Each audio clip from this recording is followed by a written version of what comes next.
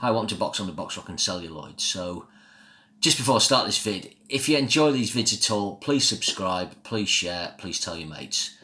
At the moment, I've got about 31 subscribers, not many views, and I'm thinking of sort of knocking on the head, really. But my mates tell me they enjoy them and they enjoy watching them because they like my patter about films and stuff. So I've had a lot of encouragement from them. So that's just a little thing, please share, subscribe, basically the usual patter. And this little video I'm going to do now is actually a request from a mate called John Murdoch, Nerdy. He said, could you do one about TV films that went to the cinema that we saw in the cinema in the 70s, apologies.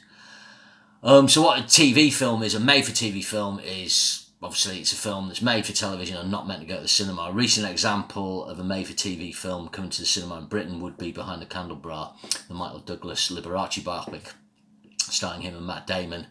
So it was made for HBO in the States, TV channel, but was released over here in the cinemas. Unfortunately, it wasn't eligible for awards recognition at the Oscars because it was made for TV. Even though it had been released in Europe at the cinema. So that's just an example there where it's kind of missed out because the acting was superb. In fact, HBO did quite a few good made-for-TV films. I think they might have made the Al Pacino, Phil Spector one. There was also a Robert De Niro, Bernie Madoff one. But back in the 70s, you didn't get actors of that calibre. Typically, you'd get a well-known TV actor or possibly a movie star or semi-movie star who was down on their luck a bit.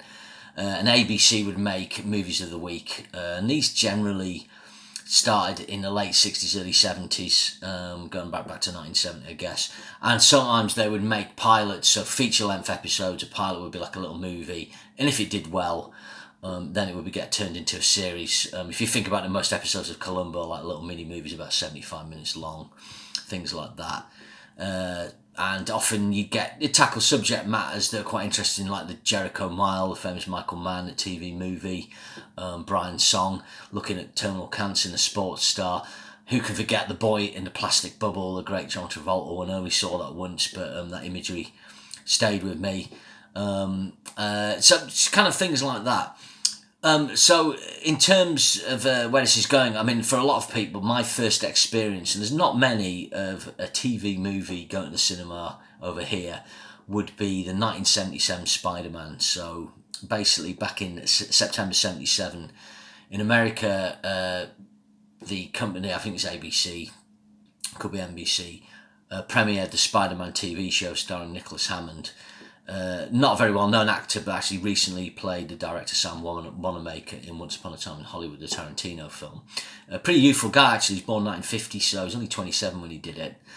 But I remember this particular the Spider-Man, the pilot, the 88-minute movie, so to speak, that went to cinemas in the UK, and I actually saw it on a double bill at Zeffirelli Cinema in Ambleside, and I'm guessing it could be 78 or 79. I may have seen the second film before this one, but it sticks in my mind because it was the only time I went to Zeffirelli Cinema in Ambleside.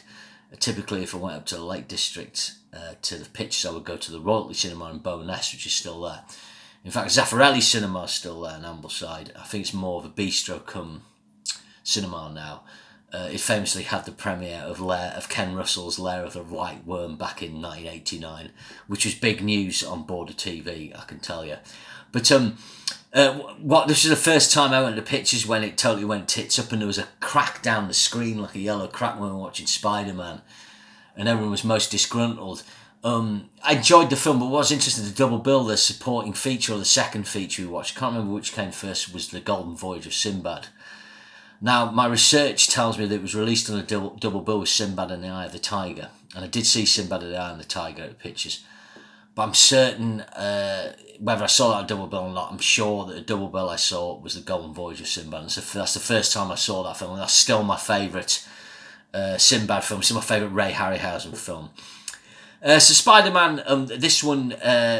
read up about this. Apparently there's a bit where he crawls across the ceiling which took really complicated rigging, but quite interestingly what they did, there was one bit where they had him swinging between buildings, which was a really dangerous stunt.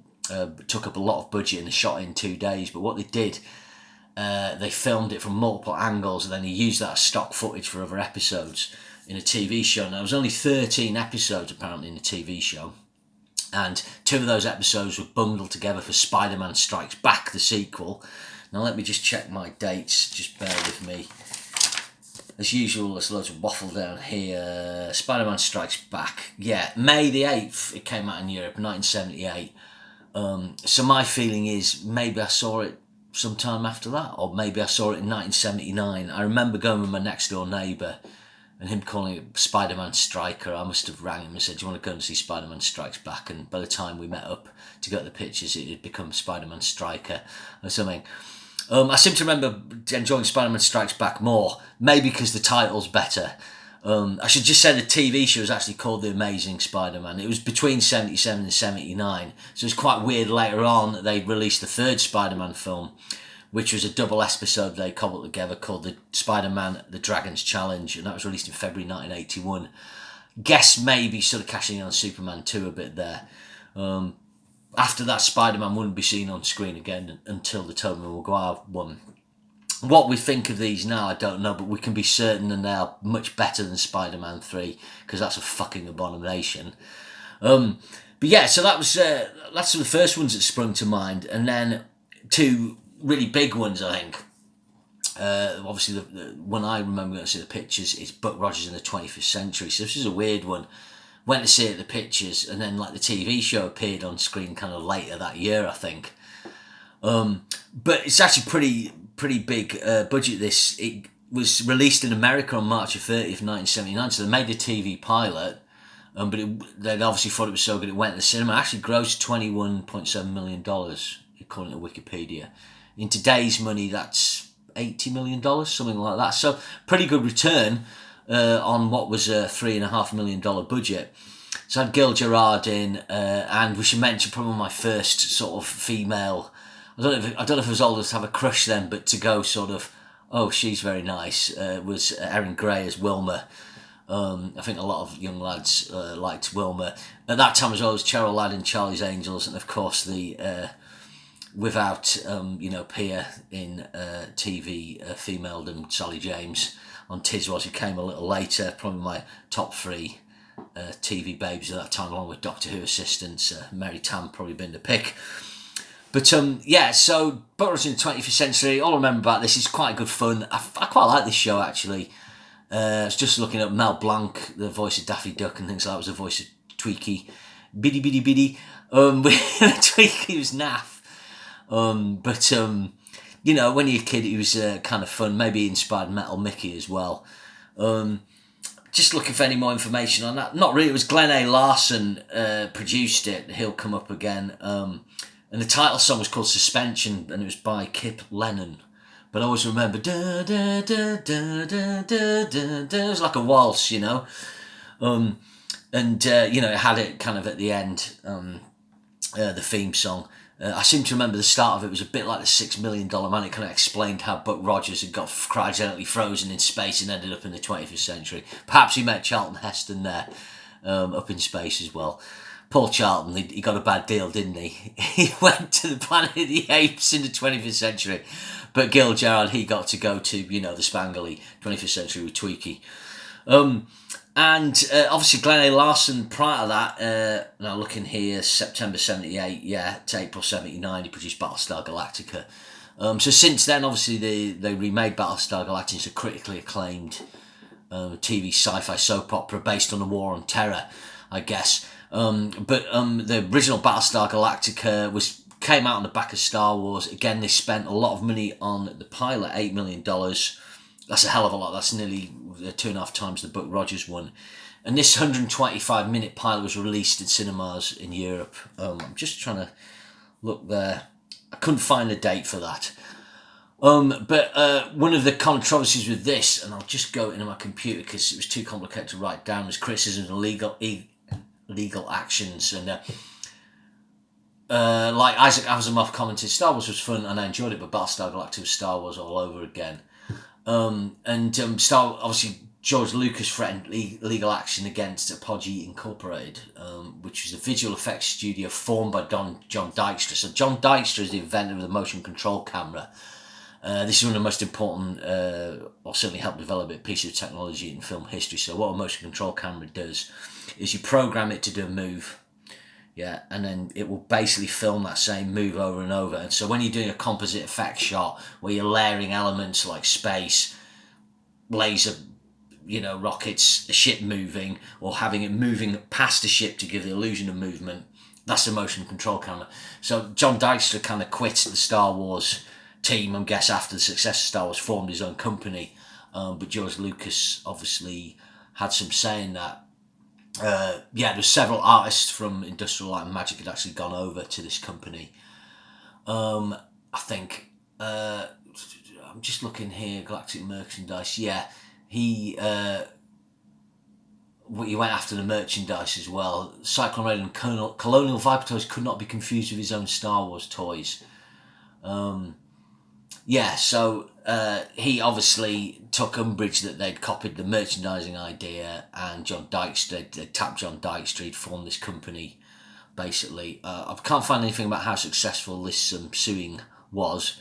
Maybe they settled out of court, but there was a horrible accident. A child actually choked on one of the Battlestar Galactica toys, so Lucas was right to try and distance himself from that. I watched Battlestar Galactica at the time. It had another kind of crap robot. I don't remember much about it. I kind of like Dirk Benedict because obviously he was face in the A-Team. It went as pictures, and then it was cancelled after 24 episodes, and it came back as Galactica 80 with a different cast apart from Lorne Green. Was he in Bonanza? Or was it High Chaparral? Not sure. And it did 10 episodes of Galactica 80, but I think that and Buck Rogers were quite ambitious pilots. They spent a lot of money, so it kind of made sense for them to go to the cinema and claw some of that back. And those really are the memories I have of seeing TV films from the US at the Pictures in the UK. Those are the only ones I remember seeing. A great TV film which stands out for me, which I can't remember when it premiered in Britain, but it was 1983, and it was The Day After.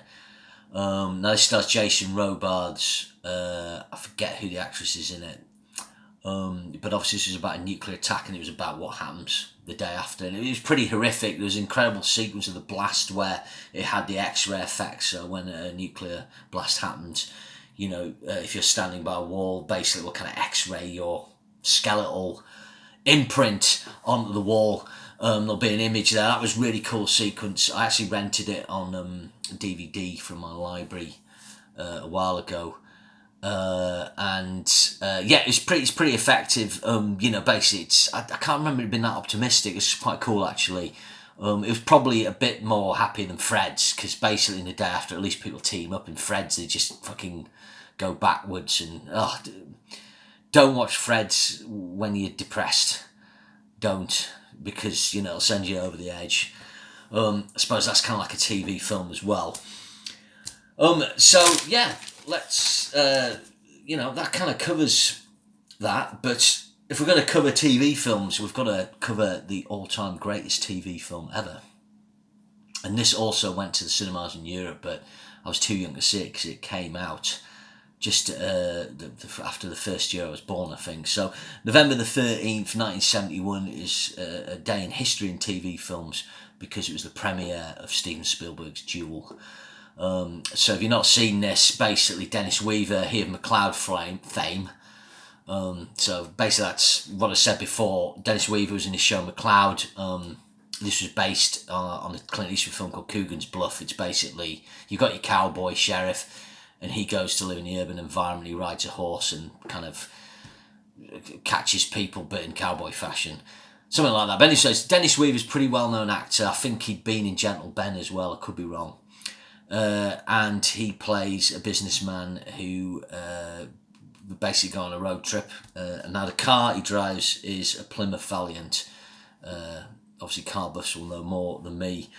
But he basically comes into altercation somehow with a truck driver who we never see, and then basically is intimidated more deadly as the film goes along by the driver of the truck. What's great about this film is the use of sound. It's got very little dialogue. The only dialogue is the sound in kind of Weaver's head. It's his voice talking through things. It doesn't always work that.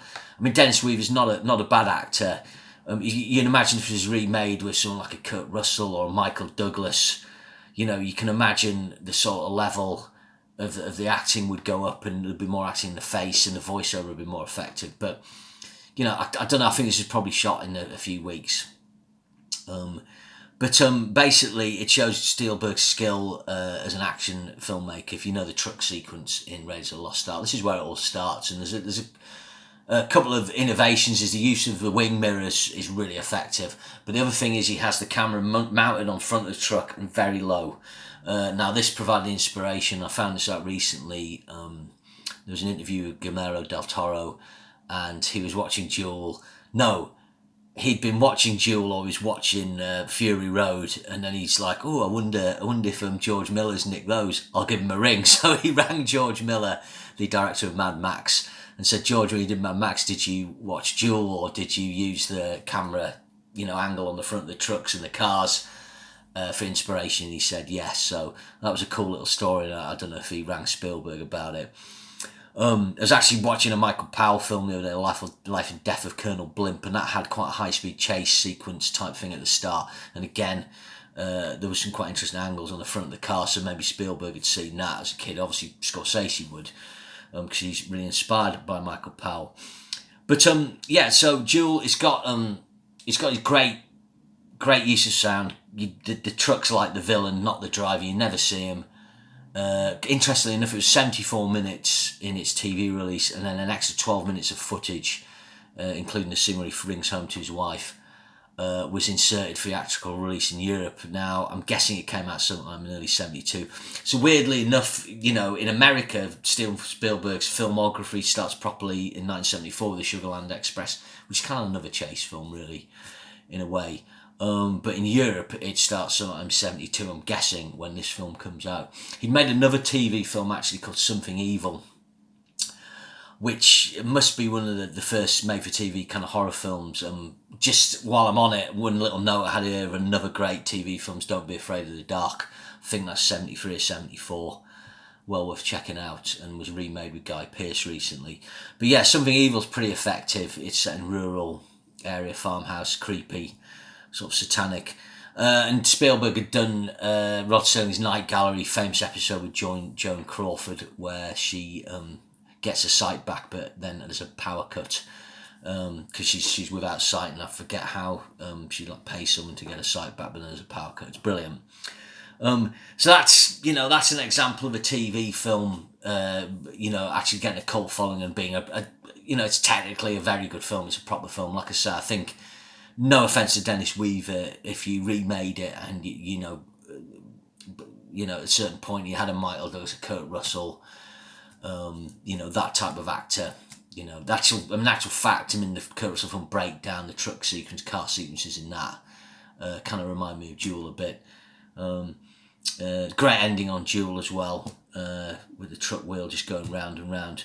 But yeah, I can't really think of any more kind of forays into TV filmdom in the 1970s and early 80s. Obviously, as home video took hold, you just didn't get these instances. They would just go straight to video. That's where straight to video comes from, really.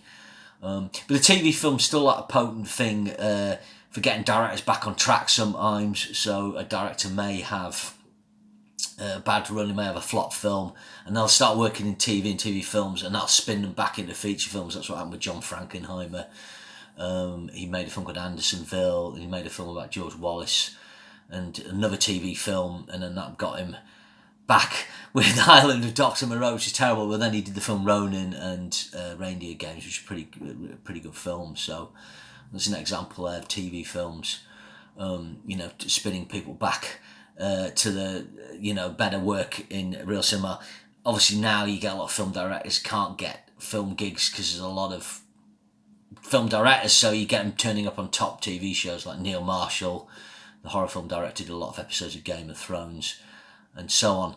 So it's still like that medium for the film director to start in or to go, but now you just don't get films like this going to cinema. They would go to Netflix, straight to DVD, whatever.